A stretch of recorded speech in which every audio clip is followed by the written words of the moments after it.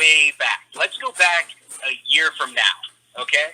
So last summer, the Arkansas state legislators, the GOP, actually were able to amend the Constitution so that third-party candidates needed 26,000 signatures instead of 10,000 signatures to get ballot access. Wow. When they did this, they already had the dirt on the Democrat and knew they were going to be able to blackmail the Democrat out. So they knew they had the Democrat out. They were trying to stop third parties, and that's what we're dealing with right now.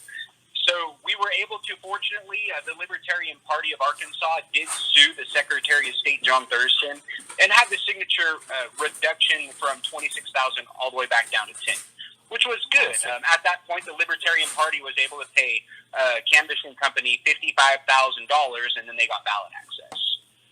Now, as a Libertarian, for the Libertarian Party, the big difference between them and an independent was that they got to choose their 90-day window to collect signatures.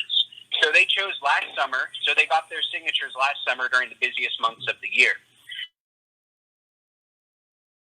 Now, as an independent, I have a fixed collection period, and my fixed collection period was from February 1st until May 1st.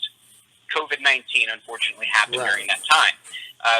From orders of the state, the Governor Asa Hutchinson actually issued a state of emergency banning large gatherings and implementing social distancing policies on March 13th, which was about 40% of the time into our collection period.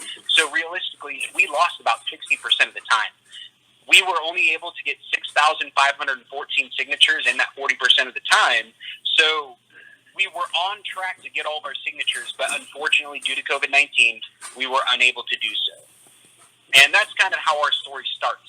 I'll try not to get too technical into it, but I'll try to also keep it fairly brief for you and just go right through this part here.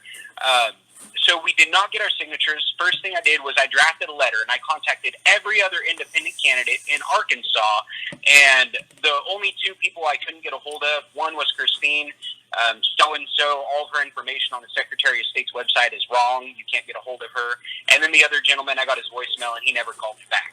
But the other 5 independents, I spoke with all of them, and they all signed my letter, and we sent it to the governor asking for either an extension, a signature reduction, or to allow digital signatures because of COVID-19 affecting our signature collection. Right. Now, the governor, I later found the governor actually got our letter, and in an interview much later, he said he got the letter, but he just handed it off to his legal team and then never, looked at it. So that didn't help.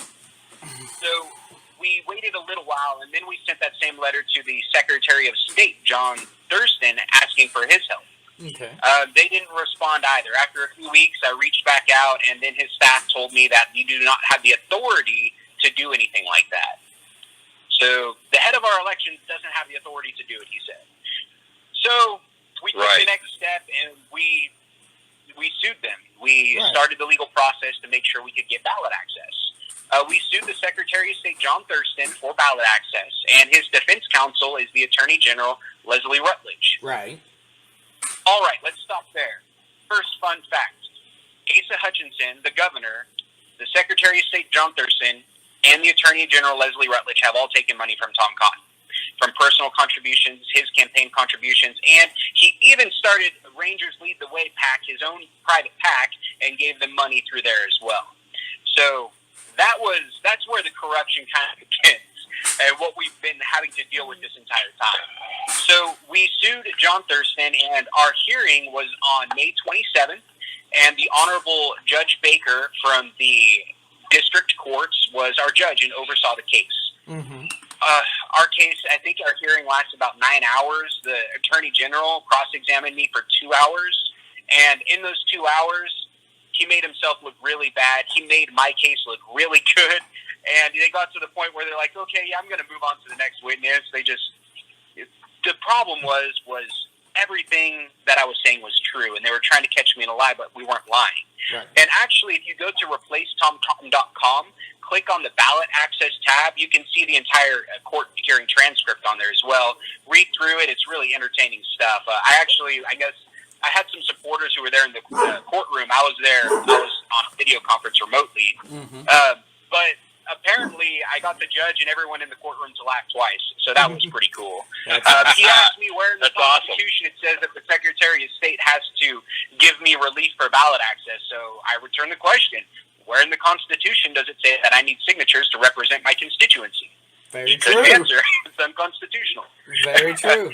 So we had our hearing, and then it took 4 weeks after our hearing for Judge Baker to give us a 61-page ruling in which she ruled that we do not have standing for preliminary injunctive relief, but we do have standing for declaratory relief.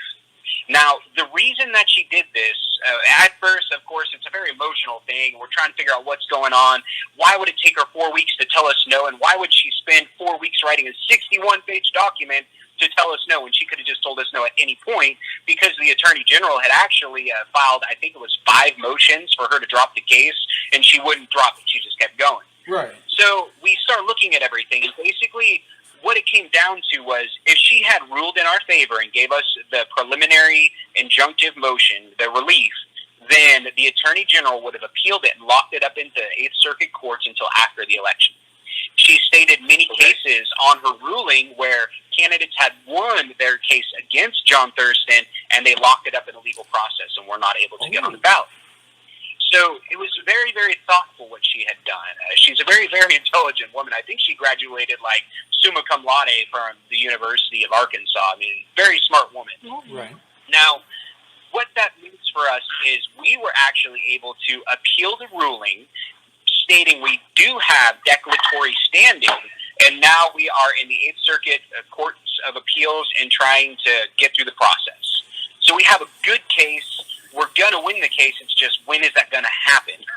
Hopefully sooner rather than later. Now, I want to follow up real quick. With the whole COVID-19. Real quick, Sean, I apologize. Before I go into that, you mentioned your ballot access on your replacetomcotton.com. And myself and Sean were looking at that. And the first thing that you see is obviously the denial. And it says the order to deny or expedite did not come from a judge.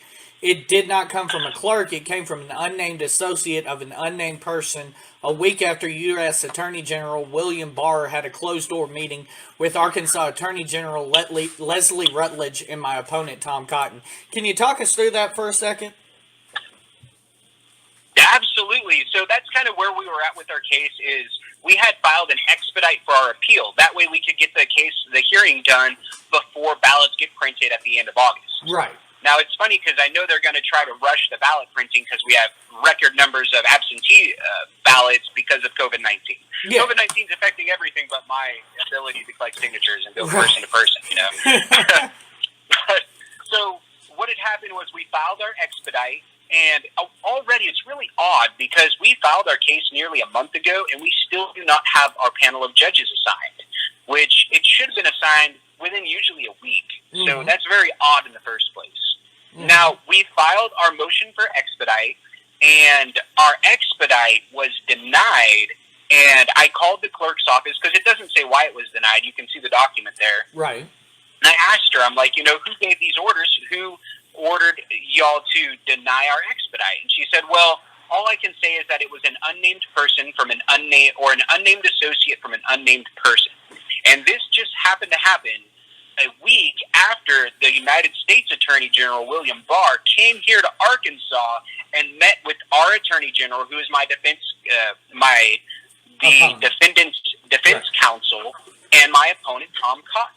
It's just really odd. There have to be some kind of ethical violations going on, but that's where we're at right now. So what we are doing next is we are filing a renewed expedite because when they filed their opposition to our expedite, they keep making mistakes over at the Attorney General's office.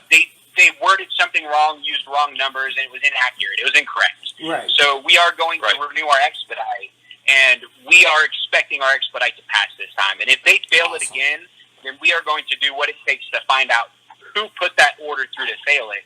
And we need to find out if they've been taking money from Tom Cotton like everybody else who's been going against us. But that's where we're at. I'm very confident we're going to win our case. It's just hopefully it's sooner rather than later. If we do not get our expedite through, then our hearing... Well,